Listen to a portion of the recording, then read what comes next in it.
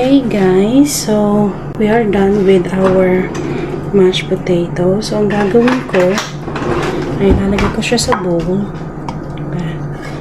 Yan. Okay lang yung konting tubig. Yan. Ganyan lang. Tapos imamash ko siya ng ganito. Tapos pag na-mash ko na siya, lalagyan ko siya ng konting butter at saka milk. Ayan na.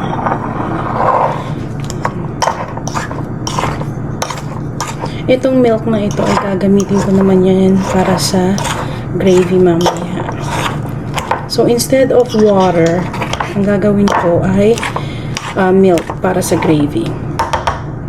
Para maiba lang. Diba?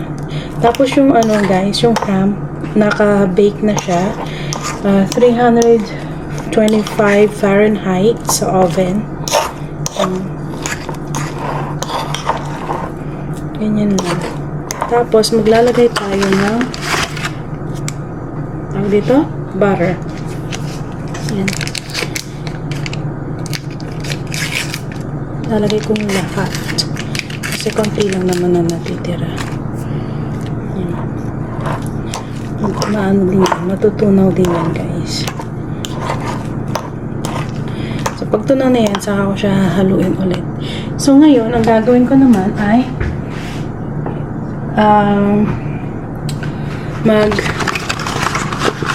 ko lang dito. Itong buong ito naman ang aking ilalagay sa ating para sa ating gravy. I-melt ko siya. Which ayan. I-melt ko lang siya. Ayan. Mag-melt na yun on its own. Tapos ito haluin ko naman with the butter. Para marami tayong natatapos. Alexa? Alexa? What's my timer? You have 25 minutes left on your 30-minute timer. 25 minutes pa yung ating ham. So, maglalagay din ako ng lemon pepper. Pero lagay ko muna yung milk. Ito. Konti lang.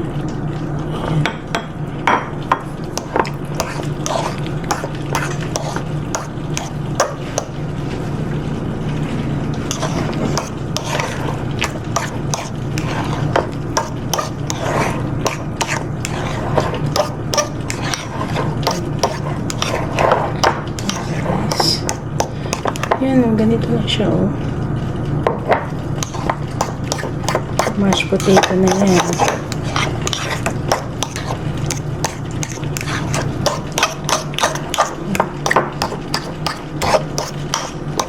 So, maglalagay tayo nito.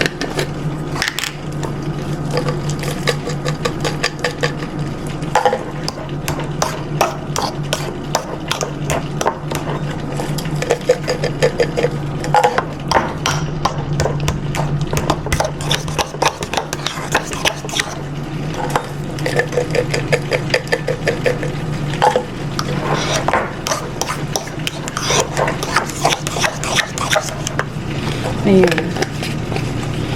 Tapos ang atin namang niluluto na gravy ay nandito. Ayan. Butter muna siya. And after ng butter, ang gagawin natin, maglalagay tayo ng flour, harina.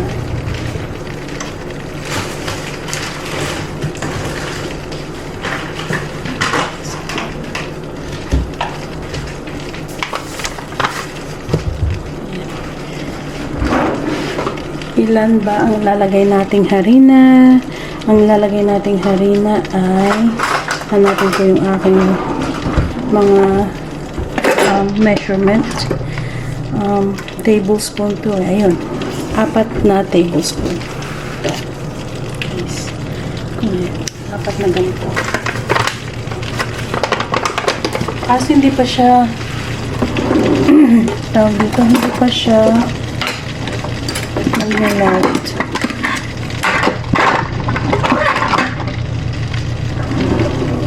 Ang ganito.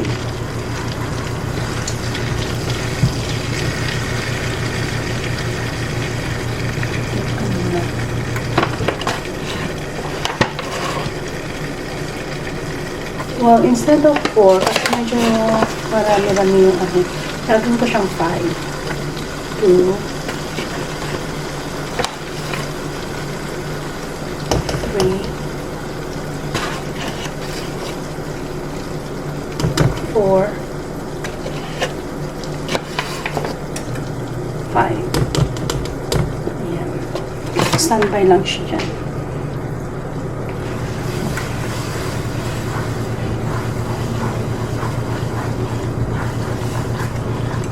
Hindi siya malakas na apoy, guys. Slow cook lang tayo. Sa ating papakahirap naman ako dito. Dito ka na muna. Harina ka. Ay. Ayan.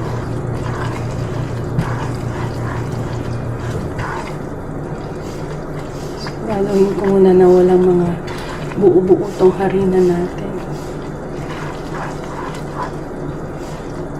Diba?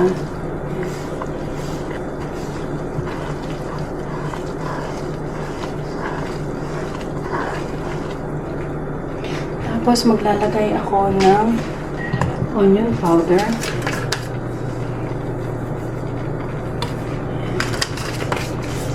So maglalagay din ako ng lemon garlic. Pa siya bukas. Lemon butter pala. Lemon butter garlic. Punasan ko na lang ulit itong kalan.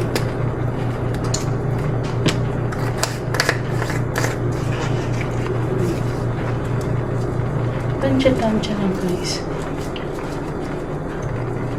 Kung ano yung gusto niyo. Masarap to eh, kaya alam ko marami ang gusto ko. And dahil ako ay walang, ayan, ilalagay din ako ng chicken.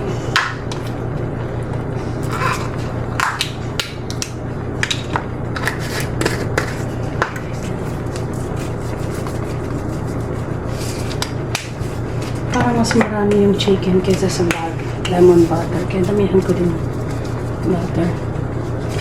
Ayan. Tapos, hahaluin ko na siya.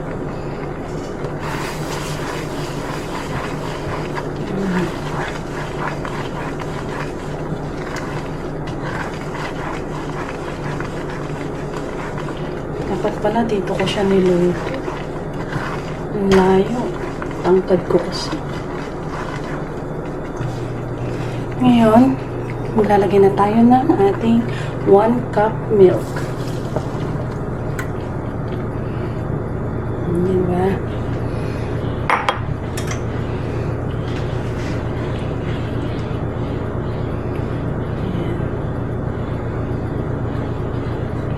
Tapos tatansyahin mo lang. Kung medyo hindi pa siya malapot, dagdagan mo lang siya ng harina.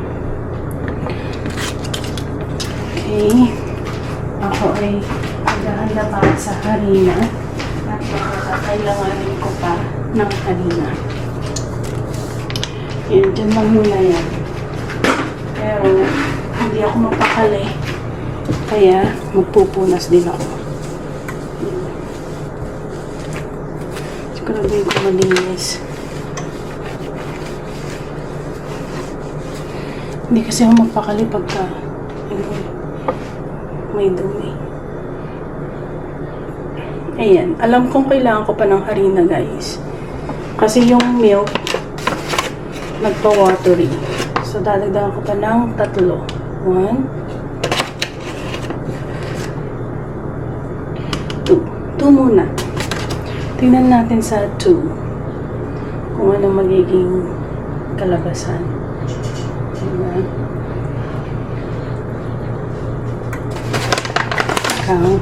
Dito ka muna sa likod. Ay, nahihirapan. Ayan. Siyempre, sisiguraduhin natin na walang buo-buo yung ating harina.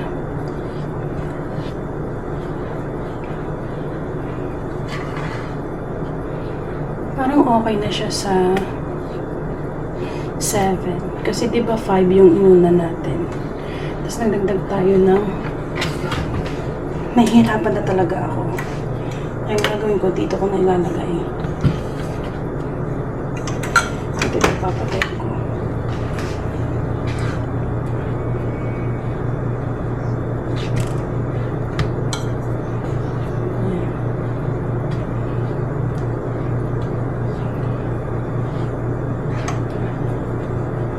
Okay na yung ating mashed potato. So, itong gravy na lang ang ating lulutuin. Siyempre, lalagyan natin yan ng isang more cubes na chicken. Let's make sure this is chicken. Yes, chicken siya.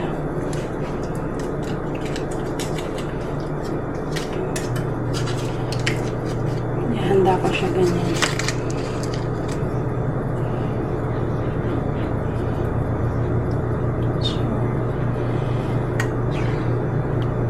So, ito ang aking love language, guys. Yung nagluluto ako ng mga pagkain.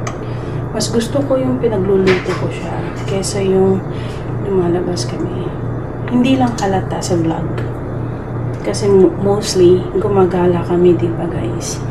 Pero ang totoo niyan, mas trip ko talaga yung nagluluto ako para sa kanya. Para sa amin. Yun ang aking mas gusto.